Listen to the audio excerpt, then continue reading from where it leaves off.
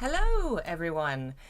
Welcome back to Heaven Official's Blessing. Hey, Jeff, Phil, Lobsel, Daniel, Pablo, thanks for joining us. I just realized, oh no, are there problems? No. Can y'all not hear me?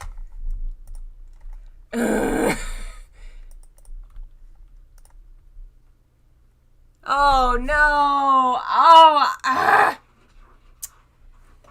Okay, so for those who don't know, I've been, okay, is it good now? I've been updating and fixing my stream setup. We had some issues on Saturday, and so I said, enough's enough. I'm gonna have to look at all this. Replaced a couple things, fixed things, got a new monitor. The microphone may be next because we have had issues with it going staticky in the past, and I'm really worried about it doing that again. And it's also just not, it's not the best microphone, so good thing it's working right now. So for now, we're gonna go ahead and keep going. I do see now that I've edited everything. Do we have any music playing? Let's proofready, humble. What? No, that is not the music we desire. No. Well, we're gonna listen to that. There we go. So now we have a little music. Okay, so there's some underlying static. I think this mic is dying, because we've had the static problem in the past. It's come and gone, and I think the mic is just not the best one I could have. But, I'm still kind of fixing everything, changing things. My mom insists that I need a new desk. She thinks mine is too small, so we are looking at that as well. So this week may be a little topsy-turvy as we experiment with some things, change some things. There's a new background. I'm in a different area with the stream setup. Got new lighting. I think it's going to be good in the long run, but it might mean that this week is a little messy.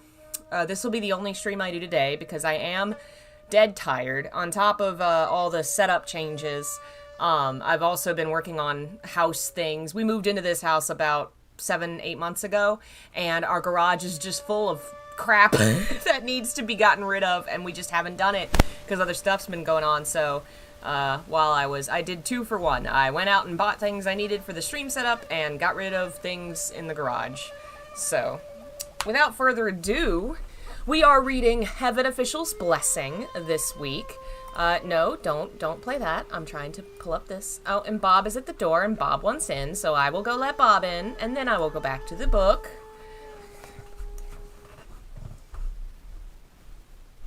Gandalf, you can't leave. Come on, Bob. Come in. Bob, come, don't run away from me, Bob. Alright, I'll be right back. What do you want, Bob?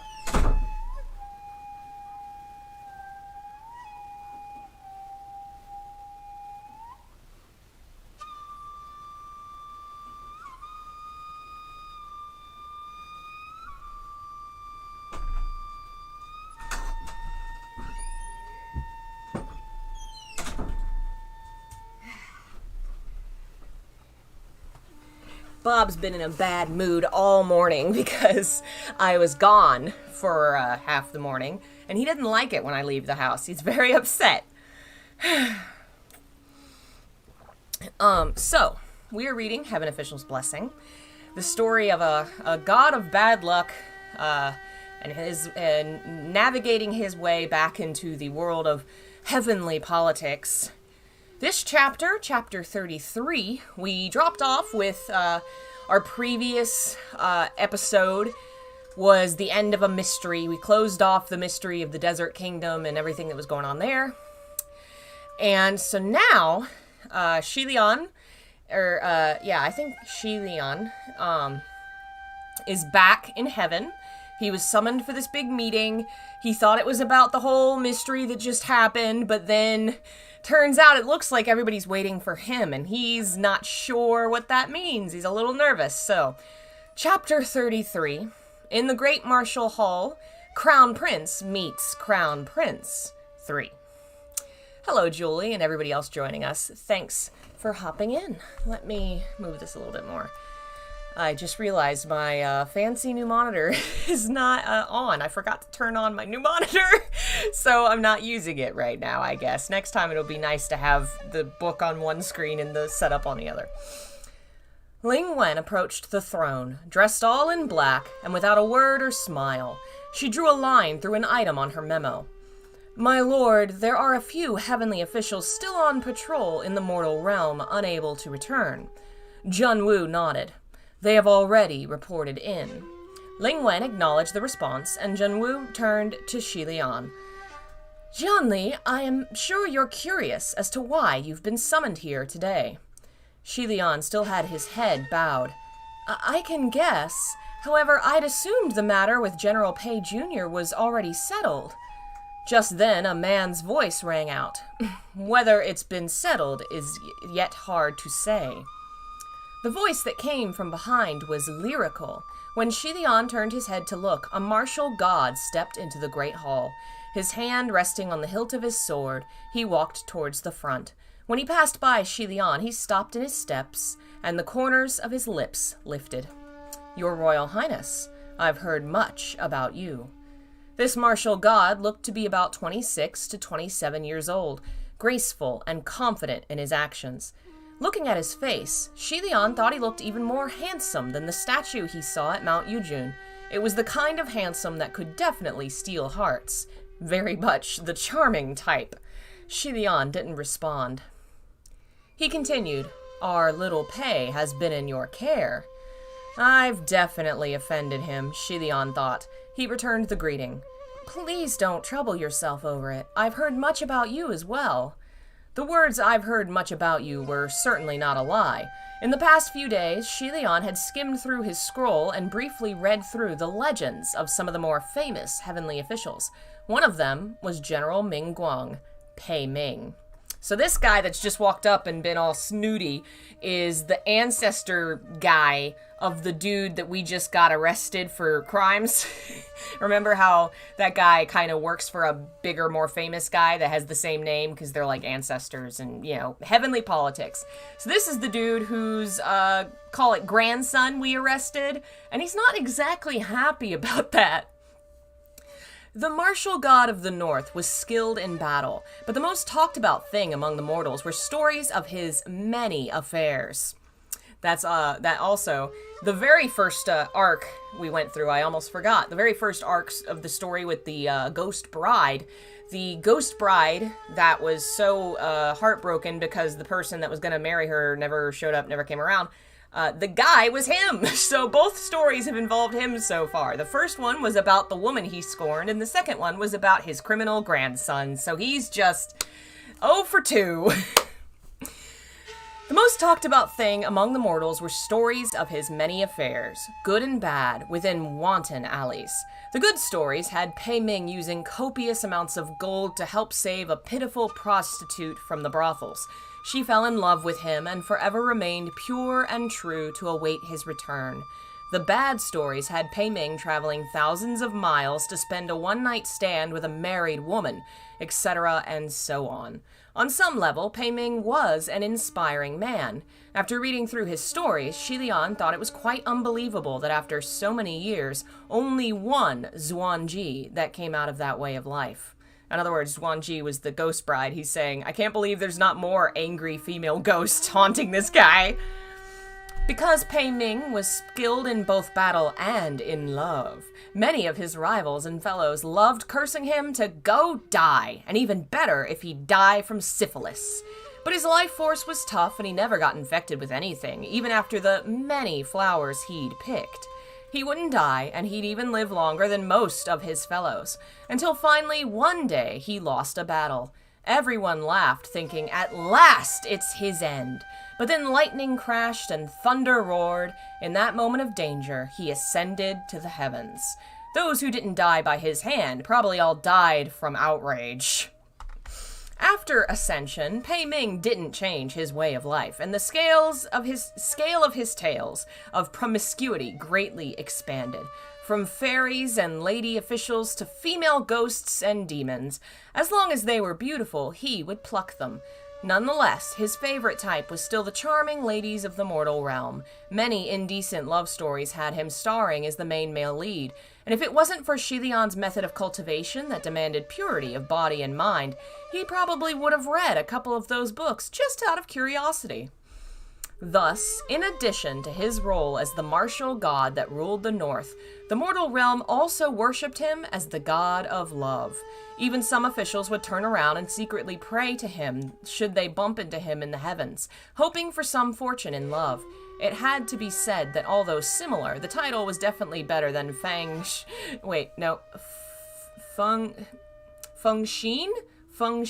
I think is how it's said. Feng Xin's unwarranted title, Zhu Yang.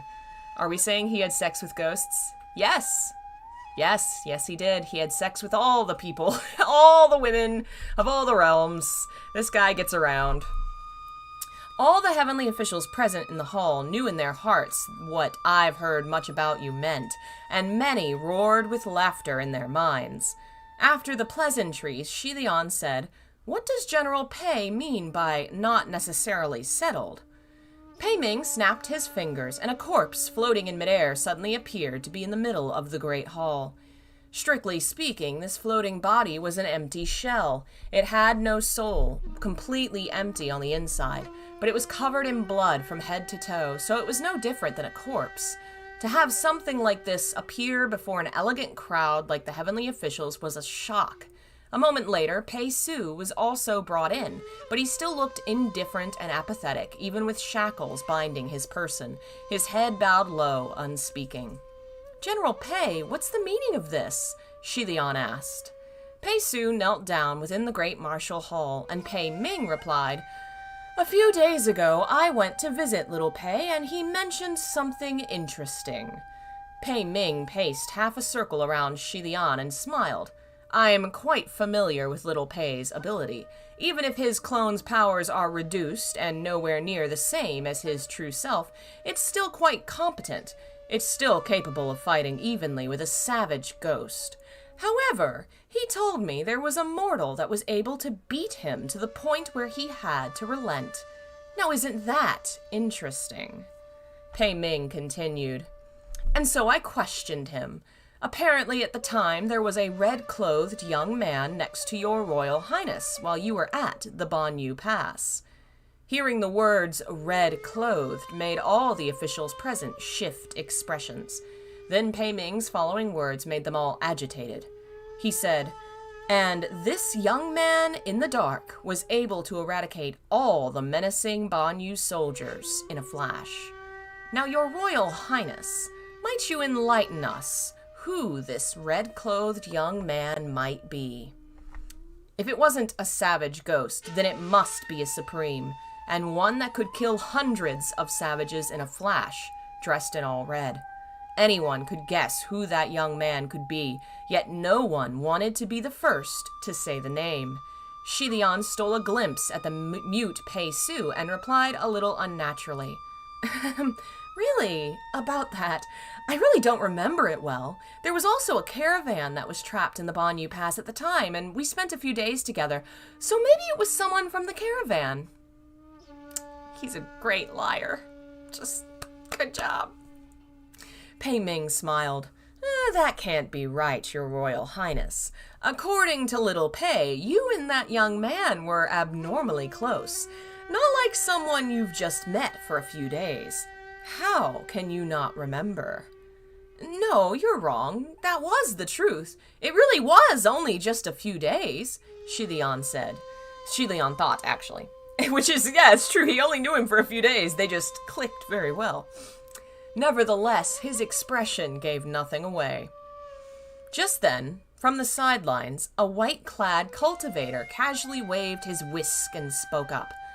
"General Pei, you've only heard little Pei's side of the story. Little Pei has committed a crime. He's currently in detention, soon to be exiled. Whether his words are believable needs to be discerned, no?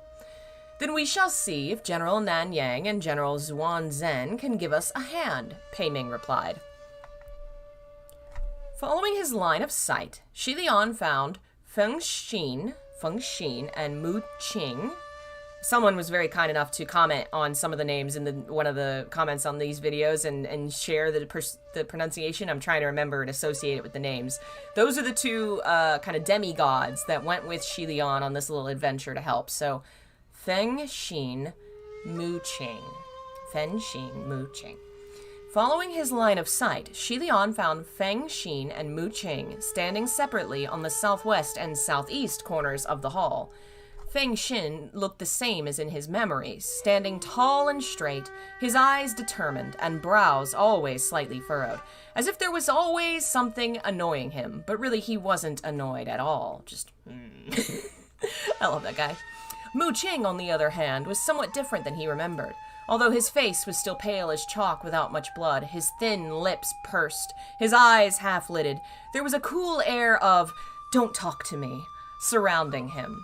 He stood with his arms crossed, a finger on his right hand, tapping his left elbow softly, looking like he was either at ease or like he was scheming something. The two were definitely good-looking men, but each had their own flaws. Hearing Pei Ming calling them out, they both looked towards Junwu at the same time. It was only when Junwu had given a slight nod that they stepped forward, reluctantly. This was the first time since Xie Lian's third ascension he'd come face to face with the two of them. He could sense all the eyes on them going wilder. Oh wait, did I mix up who those are?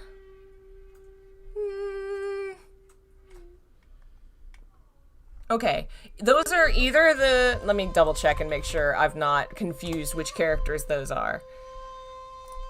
Okay, no, I was wrong. Those are the bosses. So those aren't the two demigods that went with him down there. Those are their bosses. So they didn't summon the demigods to come talk. They summoned their bosses, who are the former friends of Xie Lian. So this is the first time he's seeing his former friends from his human life since he ascended. I wondered what that line was. I was like, oh, those are the old friends. So who are what are the... Nanfang is one of them. I don't remember the other kid's name. But they are, I get them confused because they are just like the little servants of the best friend figures. Okay. This was the first time since Xie Lian's third ascension he'd come face to face with the two of them.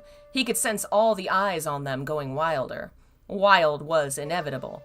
The Great Martial Hall was the #1 martial palace of heaven. Those without the title of heavenly official had no entry rights to discuss matters. The first time the Crown Prince of Jianli ascended, Feng Xin and Mu Qing were his deputy generals. At the time, they were only low-ranking officials from the middle court, without even the right to run errands within the Great Martial Hall. And now, not only could the junior officials of back then now stand in the hall, their rankings were higher than their old master. Truly a turn of fate.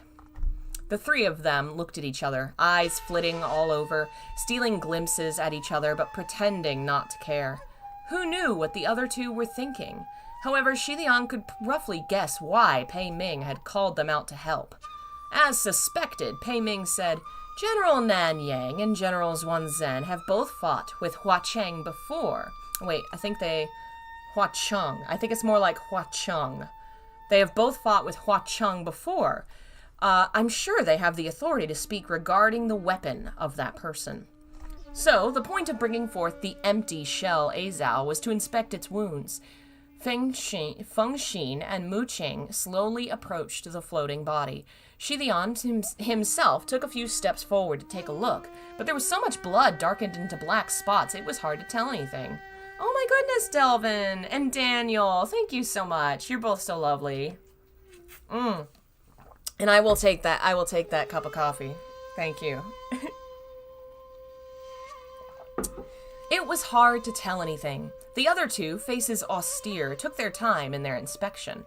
Finally, they raised their heads and swept a look at each other, neither of them wanting to speak first. Ling Wen spoke up from next to the throne. "Generals, conclusion?" It was Feng Xin who'd spoken first, his voice dark. "It's him." "The scimitar Yiming," Mu Qing added. Among all the heavenly officials present in the Great Martial Hall, it was probably only Xie Lian who didn't know the significance of those words. The scimitar Yiming was the very same freakish weapon Hua Cheng had used when he singularly challenged the 33 officials and beat them to a pulp, decimating their souls and dignity.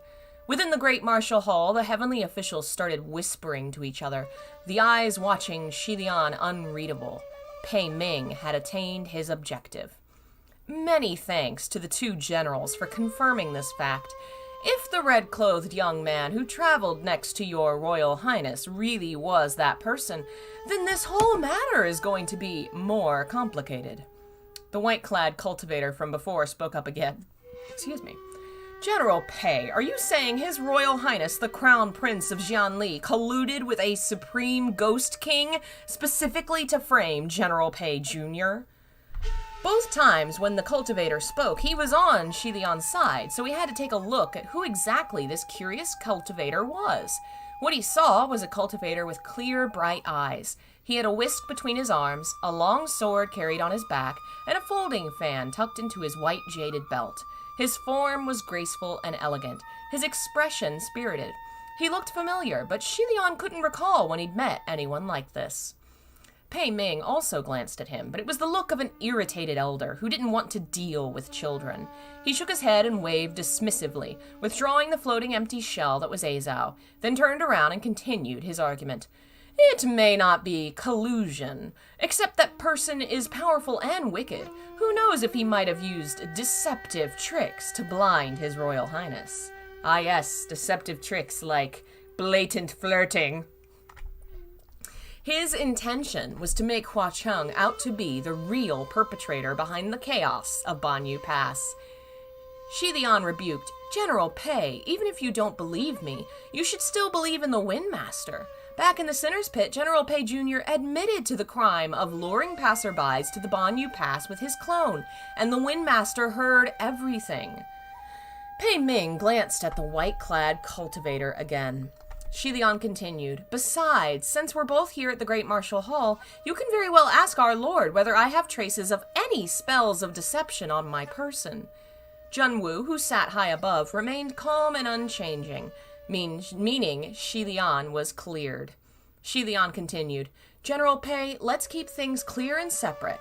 Let's not talk about whether the young man I traveled with was Hua Cheng or not. Even if he was confirmed to be Hua Cheng, it has nothing to do with what General Pei Jr. has done. A Supreme Ghost King might have the worst of names on people's lips, but not everything can be blamed on him either. Defending his boyfriend in court? His expression was composed and neutral when the name was uttered, but many in the hall had cold shivers run down their backs. Pei Ming replied, No matter what, I believe this affair needs to be re-examined. It'd be best if the Gyoshi that your Royal Highness has taken away, Banyu, could be brought in for interrogation, too. To interrogate her? For what? Force her to lie? Xie Lian hadn't yet responded when someone else spoke up first. Pei Su looked as if he didn't want to remain in the Great Martial Hall anymore. He said in a low voice, General, let it go. What?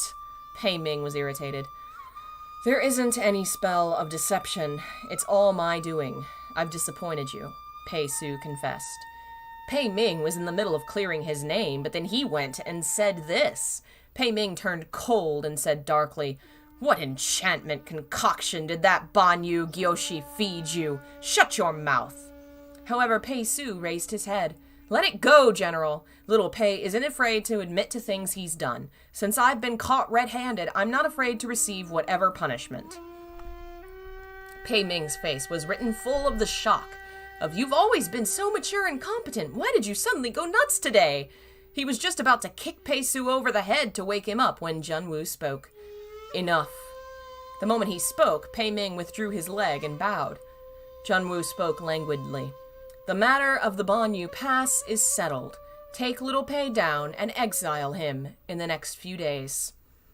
After some silence, Pei Ming acknowledged, Yes, my lord. Xie Lian only just breathed in relief when Pei Ming continued, but Nanyang and Zhuanzhen have proven the wounds on the empty shell were indeed inflicted by the scimitar Yiming. I understand, Junwu replied. That is a whole other matter. Pray my lord will look into this matter, Pei Ming said. I will naturally investigate. Ming Guang and his fellow deities have no need for concern. After a pause, Junwu continued, You are all dismissed for the day. Jianli, you stay. It looked like Xie Lian would be personally interrogated. The heavenly officials had nothing left to say and bowed their heads. Yes, my lord. Dismissed, the other heavenly officials exited in groups of 2 or 3s. When Feng Xin passed by, he glanced at Xie Lian, looking as if he had something to say, but stopped himself. Xie Lian smiled at him, and he was startled before hurrying away. Mu Qing, however, walked past without sparing a look, as if Xie Lian never existed. That white-clad cultivator walked over with his whisk in hand and a huge smile, ready to speak. But Pei Ming, who had just lost favor, walked over too, with one hand resting on his hilt and the other rubbing his nose. He said helplessly, "Oh God, I don't know how to say this one. Let me see if I can do a quick Google. I don't think they say this one a lot, because he goes by the other title. How do you pronounce the word?" You know, all the wikis would really benefit from having the pronunciation for these names. Let's see what this website says. It says the name is, if it would load. Are you gonna load, website? Website, please load.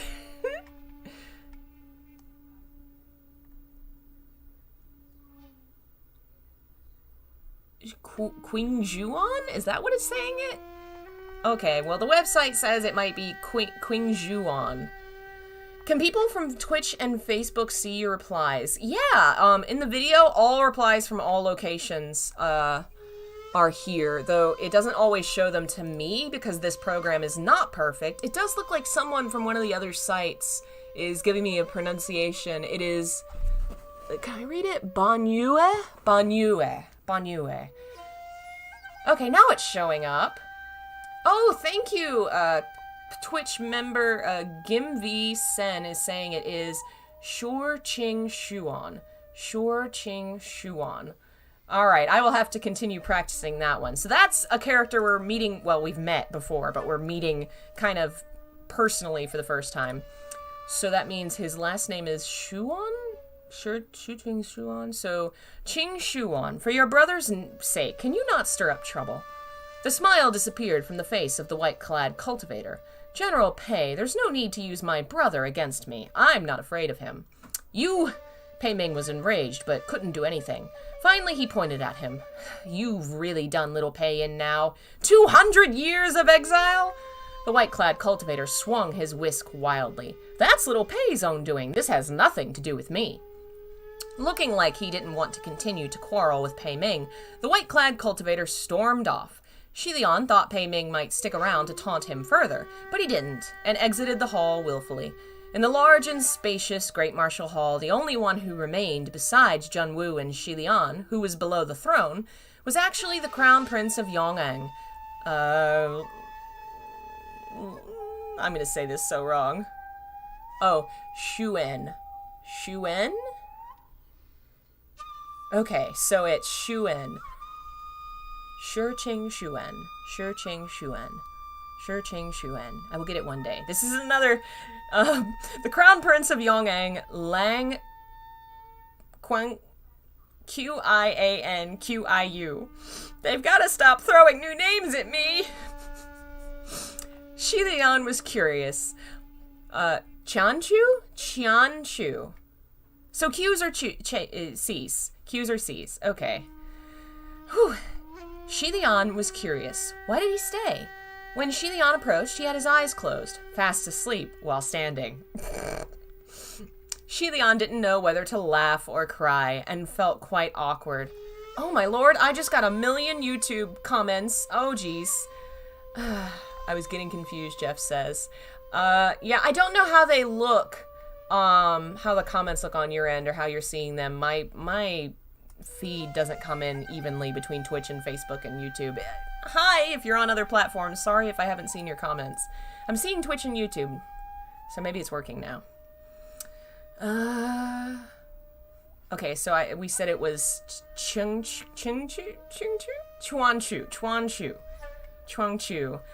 Oh, is it over? What's happened? Having just woke up, Lang Chuanchu was still a little dazed and asked in confusion, "Over? Just like that? What did we all discuss? I didn't hear anything." I love this guy. "If you didn't hear anything, then never mind," Xie Lian said. "It wasn't anything important anyway. Come now, time to go back." Oh, Lang Chongchu went to leave, but when he reached the doors, he looked back. Still confused, he regardless gave Xie Lian a big smile. Thanks for waiting for me.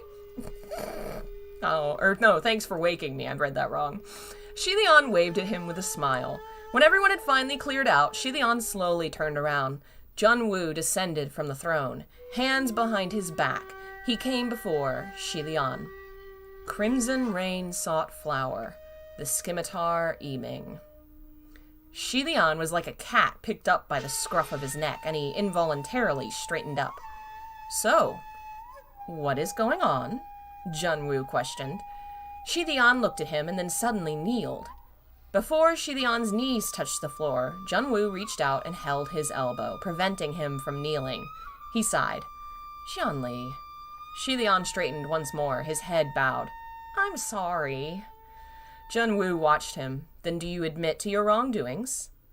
I do, Xie Lian replied. Then why don't you tell me what that wrong is? Jun Wu said. So that's the end of that chapter. Hey, folks that have jumped in.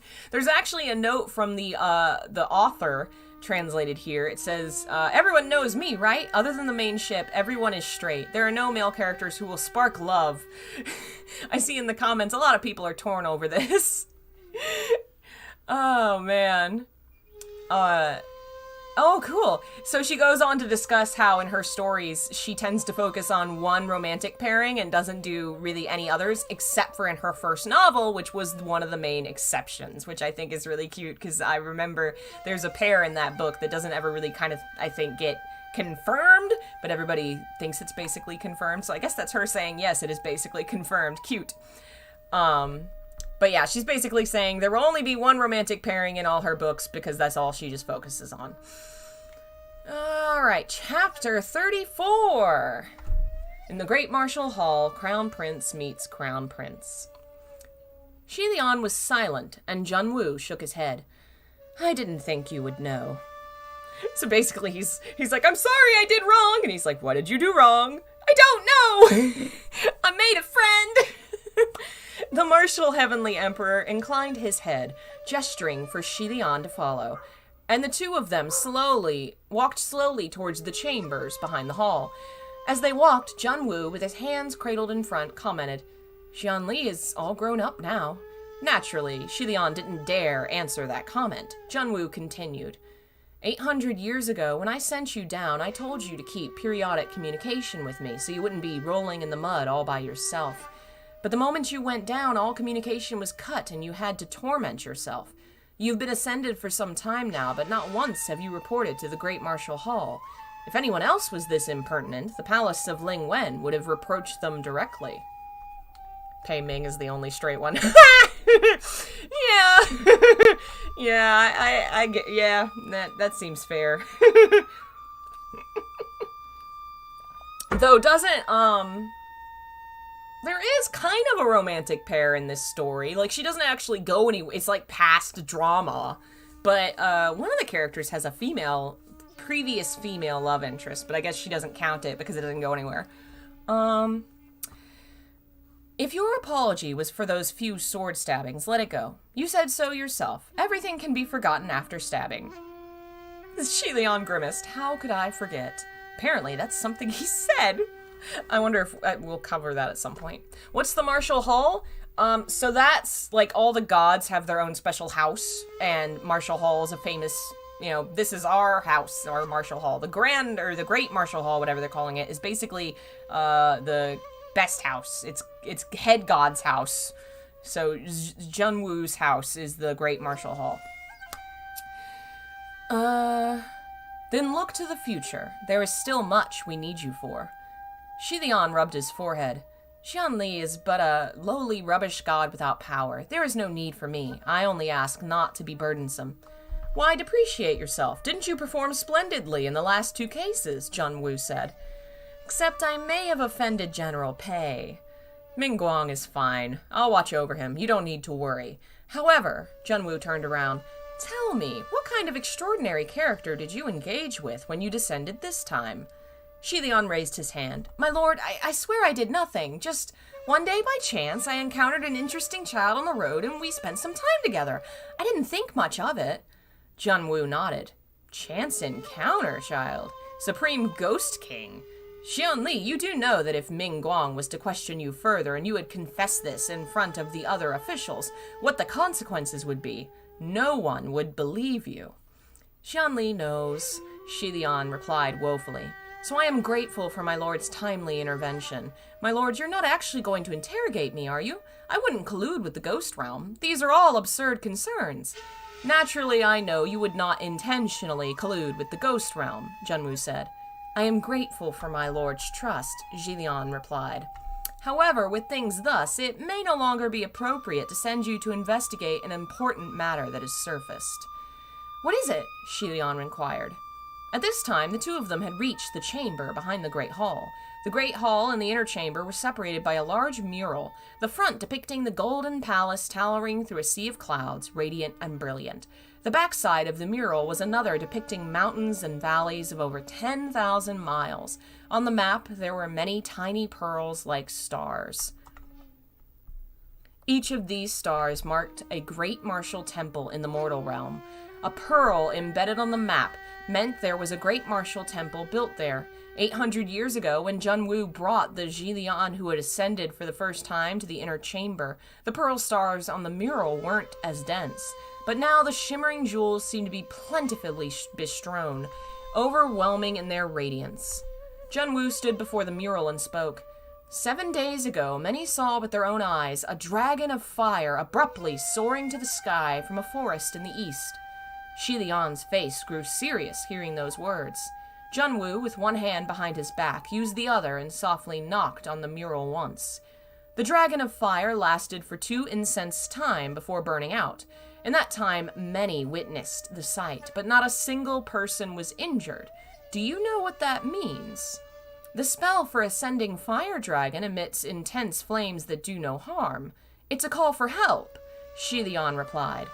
That is correct. It was a distress signal, and it came from a heavenly official, Junwu said. It's no ordinary call for help. It's one of desperation, Xie Lian added.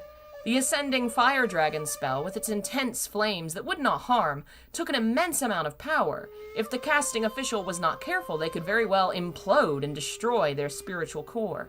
Therefore, unless they were at the end of their rope, very few would go this route. Now that it had appeared, it meant a heavenly official had fallen into grave danger. Are there any officials whose whereabouts are unknown recently? Xie Lian asked. The matter with the Banyue Pass. Banyue? The matter with the Banyue Pass was not the only reason all the officials were summoned back to court this time. The main purpose was to use this chance to investigate everyone's whereabouts. Other than those who usually do not show, like the Rain Master and the Earth Master, even those who couldn't make it back reported in. Xie Lian hummed for a moment, then speculated. Maybe it wasn't any of the officials from this term. Maybe it's one of the retired officials. If that's the case, then I'm afraid our parameters will largely expand. Many of the retired officials have long lost contact with the heavens. It would be difficult to determine who is the one in peril, Junwu said. So this was probably why Ling Wen and many of the civil officials had dark circles under their eyes, their feet weak. They were busy working on this case and certainly wouldn't have had time to investigate the boy with the human face disease from Mount Yujun. Do the empires have something to do with stones? I don't know about anything in particular that jumps to mind. The stones on the map were representing, like, all the religious temples that had been built to him in the human world. So basically it was like, this is how badass I am, you know. To corner a heavenly official to the point of using such a self-destructive spell, it must be the doing of great evil. Are there any demonic gatherings or lairs in that area? There are, Junwu replied, and it's very close by. Do you know of Ghost City? Xie Lian thought about it and replied, I've heard of it. Ghost City was the most prosperous place within the Ghost Realm, situated right at the crossroads of the mortal and ghost realms. This was where all manner of spirits, ghosts, demons, and monsters gathered in swarms to conduct trade and exchanges. Cultivators of certain levels would also go to do business or seek information. Sometimes there would also be heavenly officials in disguise, mixing in for curiosity's sake or other unknown reasons. Of course, there were those who'd enter by mistake and would either be eaten alive or scared to death. Ever since ancient times, although not as ancient as Xie Lian, there had always been many tales of the ghost city in the mortal realm. Xie Lian remembered one of the stories had a man traveling at night who saw a bustling market before him with large red lanterns and colorful signs. He entered the market in high spirits but found that everyone around him had a mask, and if they were not hooded, then they were extremely ugly. Very curious. He didn't think deeply about it and bought a bowl of noodles and sat down to eat. But as he ate, the food didn't feel right. When he looked closely, the noodles were actually squirming strands of hair. Xie Lian brought himself back to the present, and Junwu continued. After seeing the pillar of fire, I immediately sent officials to investigate the area, but there was no evidence of anything. So it's very possible they've moved to the ghost city. However, the heavenly realm and the ghost realm have always drawn very clear borders. Without enough proof, we cannot intrude on Ghost City, which is why this time I need someone to descend in secret and probe Ghost City. You're right, the next arc is really entertaining. I really like it.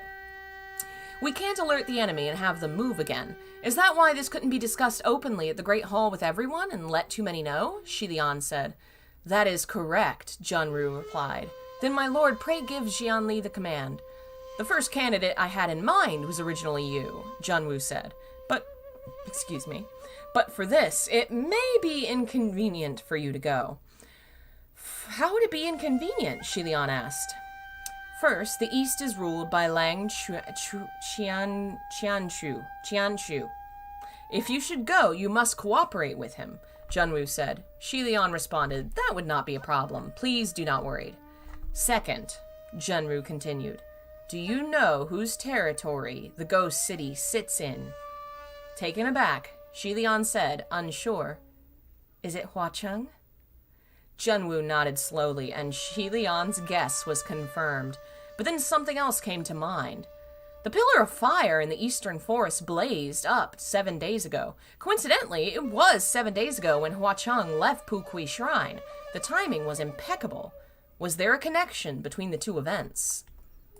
Looks like your relationship with him is not bad, which isn't a problem, Junwu said. The only problem is whether he's involved. If you feel awkward, do not force yourself. If you have other suggestions or anyone you'd nominate, let me know. However, Xie Lian still said, let me go. I don't think that Crimson Rain Saltflower is a disingenuous individual. Pucci. Okay, Pucci Shrine. Q's or C's, apparently. I've got to get Q's or C's. Okay. Xianli, I know you're very capable and know what you're doing. However, I also know you always think the best of everyone. Oh, bye, Phil. See you later. Yeah, to actually follow the story properly. Yeah, if you've only been catching a episode here and episode there, this is a lot to follow. But it is quite good. You should definitely check it out. Hearing his words, Xie Lian gave a small smile. Please don't say it like I'm a princess who's never left home. Those words really don't suit me anymore. Junwu still shook his head. I shouldn't comment on the friends you make, but I will still say this. Be careful of Huacheng. Hearing this, Xie Lian lowered his head in a bow and said nothing. He should have responded with yes, my lord, after all. It was a habit by now. Yet for some reason, he really didn't want to say this yes. Be especially careful of that wicked blade of his, Junwu continued. What do you mean? Xie Lian asked, curious. The scimitar Yiming. It is a cursed blade, a blade of misfortune. An evil weapon such as that would need a terrifyingly cruel sacrifice and a bloody determination before it could be forged. Do not touch it, and do not let it injure you either.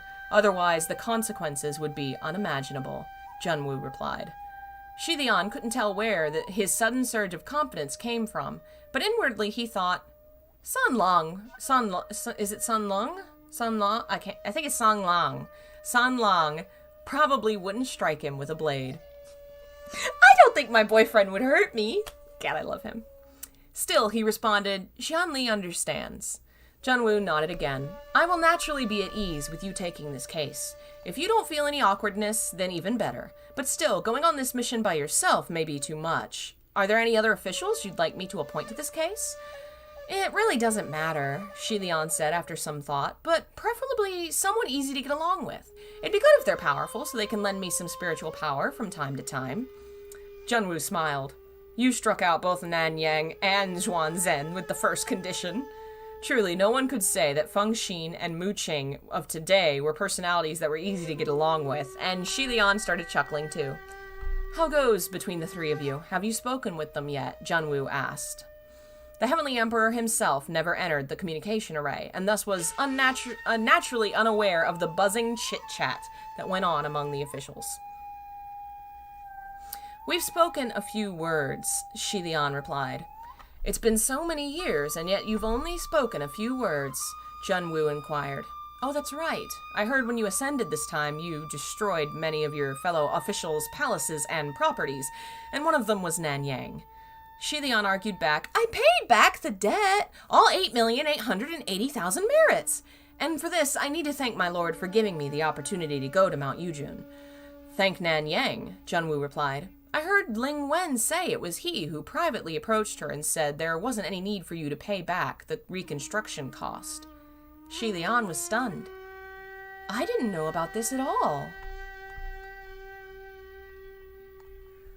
No wonder those 8,880,000 merits were so easily repaid. So much of it was already forgiven.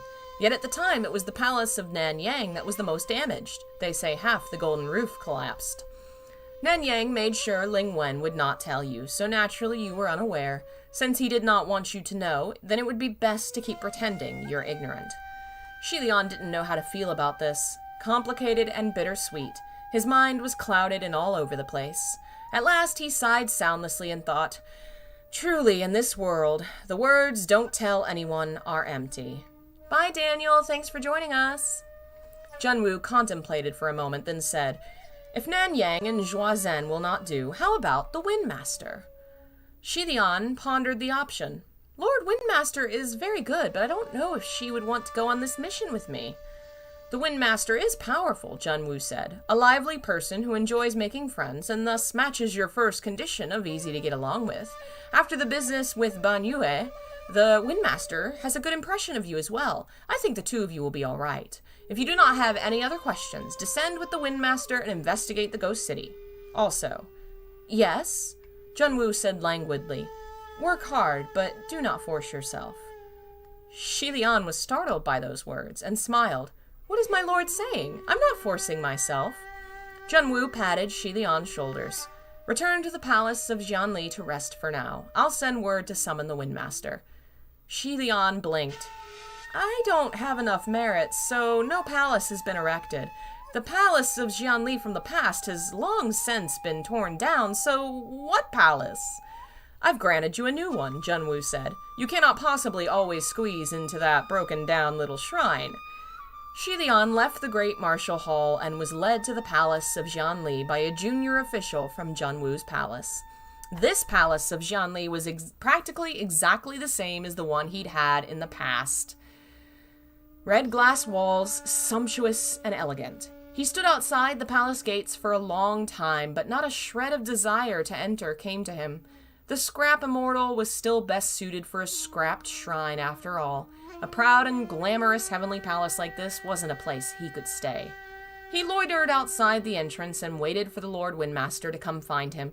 But after a while, the one who appeared wasn't the lady cultivator in white, but another white-clad cultivator. The cultivator had a glowing spiritual aura in abundance surrounding him. It was the one from the meeting at the Great Martial Hall who was randomly fighting Pei Ming. I've already forgotten how that... Xing Xuan? Is that how they said to say it? I'll have to double check for next time. He waved his whisk, a smile hanging off his lips. Greetings, Your Highness. Xie Lian smiled back. Greetings, fellow cultivator. Truthfully, he really wanted to ask who he was, but thought it would be rude to do so. He was about to sneak a peek at his scroll to see which heavenly official was named Xing Xuan? I need to write all these down and just put a post-it note right here. That's what I should do. When the person in question walked up to him and exclaimed, Let's go check out down below. Xie Lian was taken aback. My friend, I'm waiting for someone. Hearing this, the cultivator placed his whisk into the back collar of his outer robe and turned around in wonder. Who are you waiting for? I'm waiting for the Windmaster, Xie Lian said. The white-clad cultivator looked more confused. I'm right here. Xie Lian's brows jumped. You're the Windmaster? The other flashed open his fan and started fanning. I am the Windmaster. Was there ever any doubt? Did you not know who I was? Have you never heard my name, the Windmaster Qingxuan? Ooh, if you have a pronunciation guide Google Doc link, please do share that. I would love to mark that down. Whew. His tone was irrefutable and absolute, strong and confident, as if Xie Lian not knowing his name was an impossible thing. The folding fan had the word for wind, fang, written slanted on the front. The backside had 3 inclining lines drawn, the exact same fan the lady cultivator in white had in her hand. Awesome, thank you so much. I'm gonna click that and save it. Come on, let me save it. So what has happened is, which they may be about to explain, but I want to give a little more detail. The female cultivator we met in the previous chapter is now a male cultivator, and that's because gods can change form whenever they want. You know, they don't really, you know, they don't have to stick to a specific body. This character in particular likes to change between male and female, and for that reason a lot of fans have interpreted the character as like genderqueer. I don't think that is not like a canonical thing. The pronouns change based on what body that the character is in at the time, but I really like the idea of this character as like genderqueer, trans in some way, which is fun. Alright. Xie Lian suddenly recalled Fu Yao mentioned that some upper court heavenly officials, under special circumstances, had the ability to transform their appearance, while at Ban Yue, Nan Fang had also uttered an incomplete sentence. The Windmaster had always been what? A man? After getting dragged for a few steps, Xie Lian still couldn't fully process the information. What does cultivate mean? Okay, so this is a term that comes from this genre of literature. Cultivate basically is a way of training your spiritual power. Cultivators are people that like fight with spiritual power. To cultivate is to cultivate your spirit, your energy, your power. You imagine like the Dragon Ball Z characters in the desert punching rocks. Like they're cultivating, they're strengthening up as warriors, but with spiritual magic too. Lord Windmaster, why did you disguise yourself as a woman last time? What? Was I not beautiful? The Windmaster asked. Yes, but Xie Lian was still confused. If I was beautiful, there's no but, as long as I looked good. The Windmaster smiled brightly. Of course it's because I'd look good that I was in disguise. I love the Windmaster. I love the Windmaster so much. Having said that, he looked to have suddenly come up with an idea and closed his fan. He gave Xie Lian a once-over with a calculated look, then spoke after a moment. Speaking of which, don't we need to be undercover for this mission to the Ghost City? Xie Lian. Huh? That's the end of that chapter, and we've finally really been introduced to one of the best characters in this book, one of my favorites. I really love Windmaster. Thanks for listening. Sorry, I think we missed last week. It's been a little weird lately, but hopefully the schedule will get better soon, and the setup as well. I know the mic didn't sound perfect, but hopefully I will replace that soon. Thanks for listening. If you like what I do and you want to support it, links in the description. If you like this genre and you want to hear another work from this author, on Thursday I'm going to start reading Scum Villain Self-Saving System, which is the first book this author ever wrote. And after we read it, I'm going to watch the show with everybody on Discord. We watched the first 2 episodes last week. They were so good and so fun. The show's called Scumbag System. It's really cute and really lovely. And apparently the people that made it had like a budget of $12, and they were so passionate and worked so hard. The scriptwriter really tried to make something really unique and true to the book. And I think they've done a good job with what they had. I'm excited to watch more. So we will be starting on Thursdays reading that book, which is also really fun. Not as long or quite as big on world building as this one, but it's really funny and entertaining. My Silent Hill 3 book is open for pre-orders. You still can get some discounts. Check out the site in the description. Follow me on social media, Facebook, Twitch, Twitter, blah, blah, blah, all that. Links in the description. I will see you guys next time. Thanks to all of our members and folks who donated today. Delvin, Daniel, Jeff, Pablo. Thank you all so much for keeping the channel alive and supporting it and helping me to do what I do. I love you all, and I'll see you guys next time. Bye.